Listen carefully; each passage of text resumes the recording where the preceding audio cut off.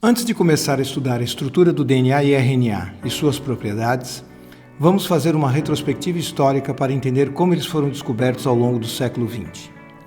Morgan, Griffith, Avery, Rosalind, Watson e Crick são alguns nomes importantes nesta história que vamos ver nesta aula.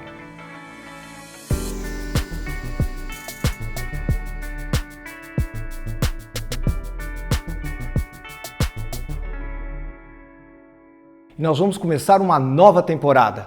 Vamos conversar com vocês sobre ácidos nucleicos. Ácidos nucleicos, que todo mundo sabe, é o material genético das células. Determinam as características das células e do organismo, controlam o metabolismo das células. Muito bem, hoje todo mundo sabe isso, qualquer criança sabe que DNA e RNA correspondem ao material genético. Mas há 100 anos atrás a coisa não era assim. Ao contrário, os pesquisadores estavam numa corrida científica para tentar descobrir quem era o material genético, qual a sua estrutura e como funciona. Em 1910, um pesquisador chamado Morgan chega à conclusão de que os genes estão localizados nos cromossomos. É a teoria cromossômica da herança. Quando Morgan chega a essa conclusão com seus trabalhos, fazendo cruzamentos com Drosophila melanogaster, aquela mosquinha das frutas, quando ele afirma que os genes estão localizados no cromossomo, todo mundo começa a estudar os cromossomos e tenta entender a sua natureza química. Eles são formados por DNA e proteínas.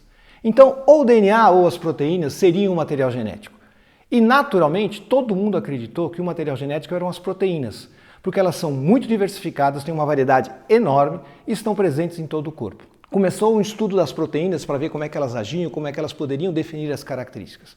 No entanto, anos depois, 1928, Griffith, trabalhando com transformação bacteriana, e em 1944, Avery e colaboradores chegaram à conclusão de que o material genético é o DNA. A partir daí, de 1944, começa uma corrida para se definir a estrutura da molécula de DNA e como ela age.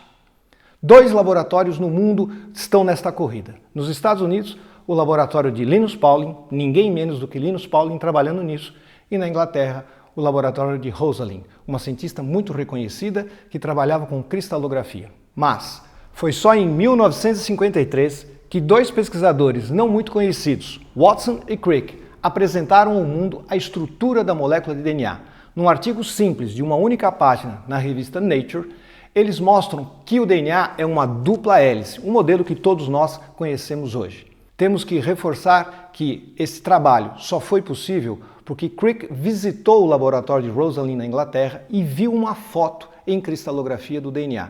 Nesse momento ele tem um grande insight de como seria essa estrutura.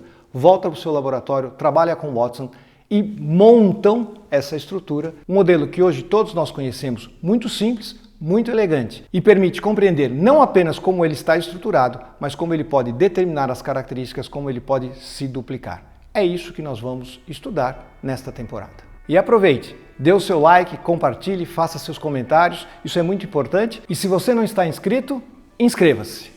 Na próxima aula, vamos estudar a estrutura das moléculas de DNA e RNA.